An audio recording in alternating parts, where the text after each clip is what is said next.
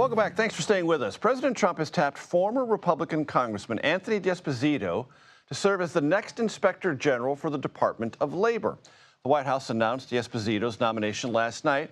He lost his bid for re-election last year. Shortly after assuming office, it was reported D'Esposito gave jobs in his congressional office to a woman he was having an affair with and his fiance's daughter. I want to bring in Mark Greenblatt. Mark served as the Inspector General of the Department of Interior until President Trump fired him and several other inspectors general during the first week back in office.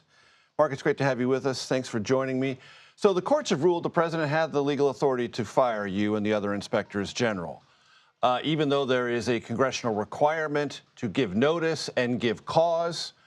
The courts basically said the president has executive authority. He can do it.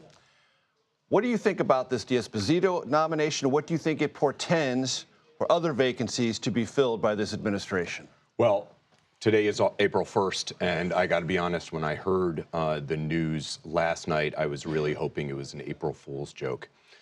This is absolutely the opposite of what the American taxpayers should want as an inspector general. The IGs are responsible. We are the watchdogs inside federal agencies. We are supposed to be apolitical fact finders inside federal agencies.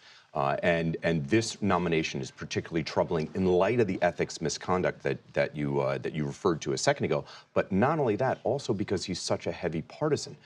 He still has his campaign website up that solicits donations.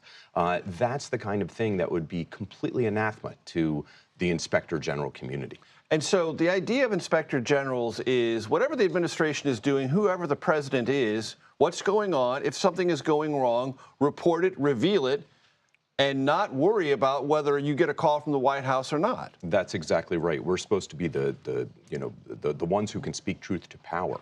We are there to provide oversight, independent, fair, objective, independent oversight over federal agencies. We're basically the taxpayers' representatives inside the federal agency. And the key to our success, Major, is that we're not political.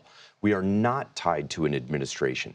And that gives us the flexibility to comment both positively and negatively about government programs without fear of getting fired. And that's the key issue here is this individual, and by the way, the nominee for the Health and Human Services Agency is also in the same... As Inspector General. Correct.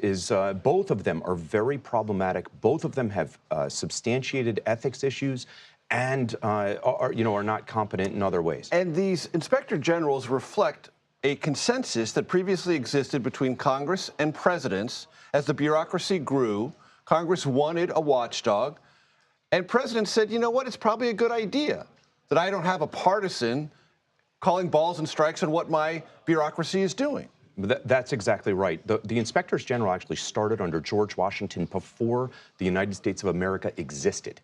It was there in the Army to make sure the training was up to snuff. And frankly, I think Washington would be rolling over in his grave if he saw these types of nominations. This is exactly the opposite of what we want to be doing. These folks are supposed to be, under the IG Act, are supposed to be nominated without a regard to a political affiliation and on the basis of integrity. It actually uses that word.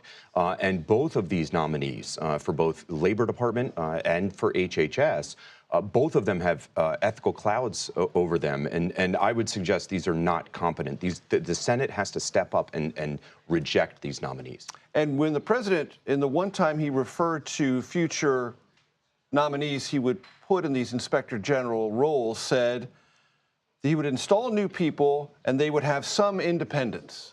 Yeah, and we'll see. I mean, that is very troubling for both of these nominees at Labor and HHS. They are heavy, heavy partisans. One of them, the one for HHS, let me read you a couple of quotes. One, he was quoted in the Washington Post. Someone was quoted about him, calling him, quote, a political operative. Another person said he specializes in shades of truth.